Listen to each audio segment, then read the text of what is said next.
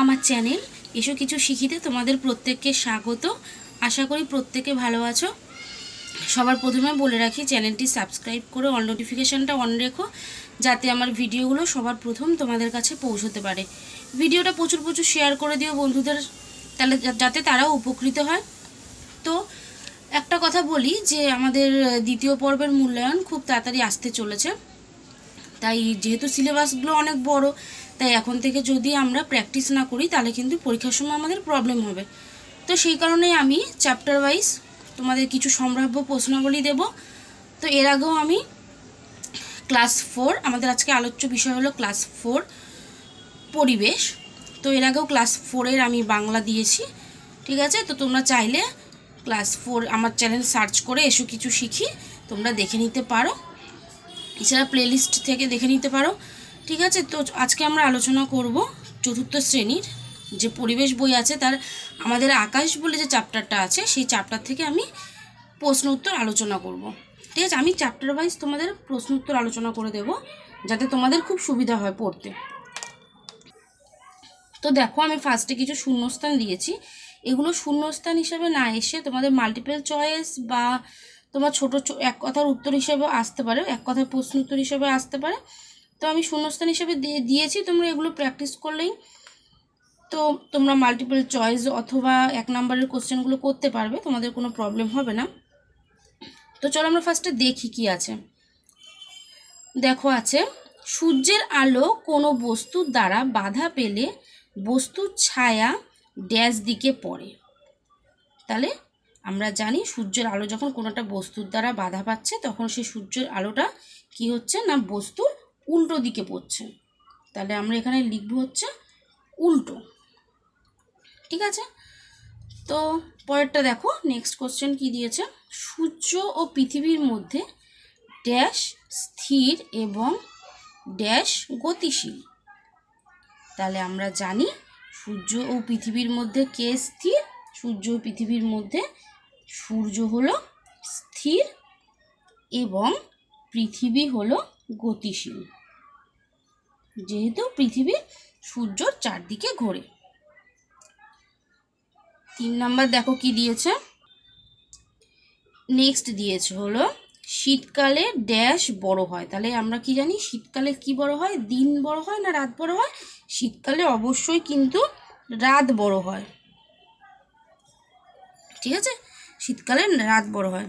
Next কি আছে, সূর্যের আলো আবছা দেখা যায় ড্যাশ। তাহলে সূর্যের আলো কখন আবছা দেখা যায়? সূর্যের আলো আবছা দেখা যায় ভোরবেলা। তোমরা যদি আকাশের চ্যাপ্টারটা ভালোভাবে পড়ো তো এই কোশ্চেনগুলোর অ্যান্সার দিতে কিন্তু তোমাদের কোনোভাবেই অসুবিধা হবে না, ঠিক আছে। তো তাই জন্য তোমরা চ্যাপ্টারটা কিন্তু খুব ভালোভাবে পড়বে। নেক্সট কোশ্চেন দেখো, চাঁদের কলঙ্ক প্রকৃতপক্ষে চাঁদে অবস্থিত ড্যাশ ও ড্যাশ। তাহলে আমরা জানি চাঁদের মধ্যে যে কলঙ্ক থাকে, আমরা যেগুলোকে কলঙ্ক বলি সেটা আসলে কলঙ্ক নয়, সেটা কি চাঁদের মধ্যে থাকা বিভিন্ন গর্ত অবস্থিত, গর্ত ও পাহাড়, ঠিক আছে। পরেরটা দেখি চলো কি বলেছে, চাঁদকে আমরা দেখতে পাই না ড্যাশ তিথিতে। তাহলে আমরা জানি আমাদের তিথি কটা, দুটো, অমাবস্যা আর পূর্ণিমা। পূর্ণিমাতে তো আমরা চাঁদকে খুব ভালোভাবে দেখতে পাই, তাহলে কোন সময় দেখতে পাই না বলো? অমাবস্যা তিথিতে, অমাবস্যা তিথিতে, ঠিক আছে। চলো নেক্সট দেখি, চাঁদ হলো, সরি এখানে হলোটা দুবার হয়ে গেছে, একটা হবে, চাঁদ হলো ড্যাশ। তাহলে চাঁদ একটি কি? চাঁদ একটি উপগ্রহ।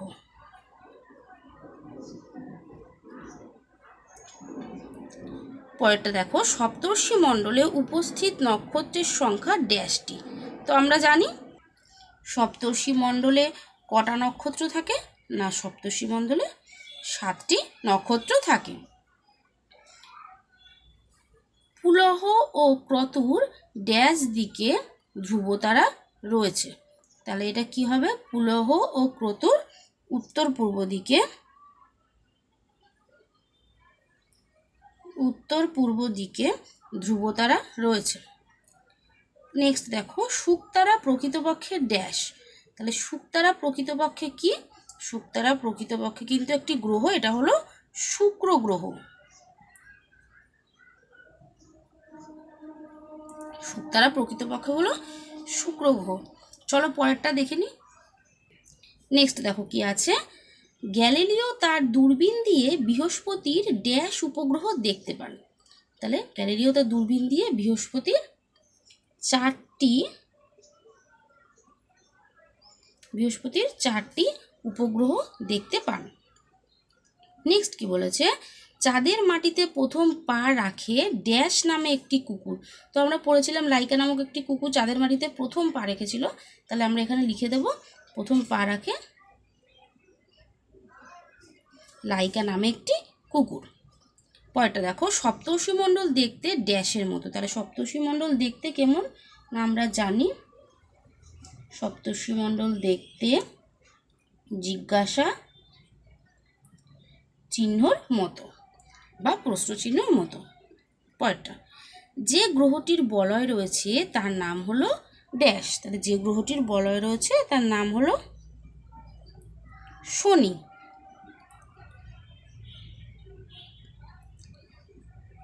তাহলে তারপরটা দেখো কি আছে, ক্যাসিনি হলো একটি ড্যাশ যান। তাহলে ক্যাসিনি হলো একটি মহাকাশ যান। মহাকাশ যান হলো ক্যাসিনি। আমাদের সবচেয়ে কাছের গ্রহ, এটা আমাদের বলতে এটা হবে, আমাদের হবে না, কথাটা হবে সূর্যের।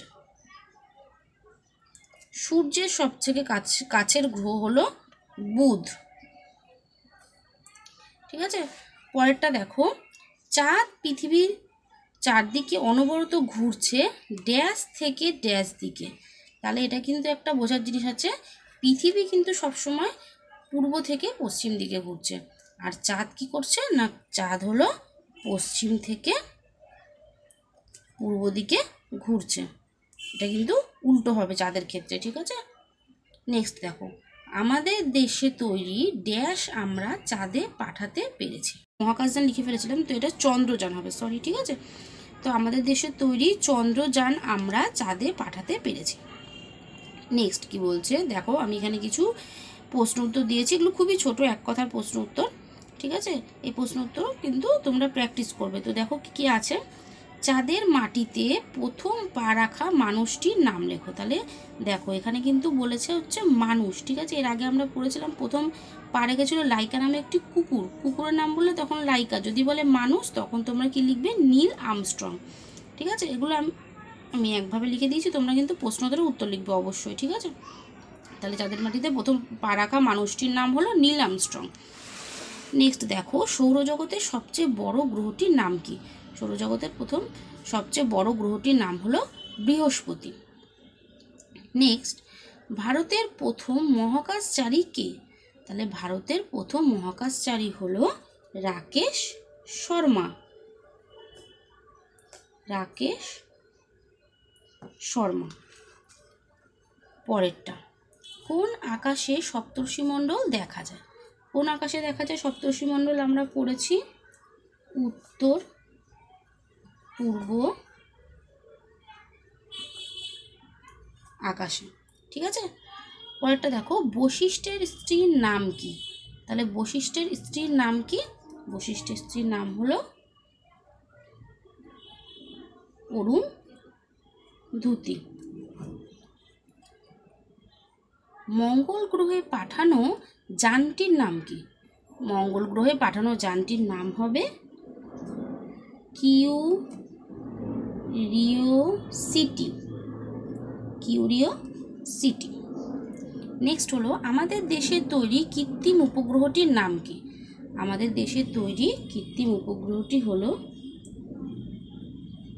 ইনস্যাট। ঠিক আছে, পরেরটা হলো, ভারতের মহাকাশ গবেষণা কেন্দ্রটির নাম কি? তাহলে ভারতের যে মহাকাশ গবেষণা কেন্দ্রটি আছে তার নাম হলো, ইংলিশে লিখতে হবে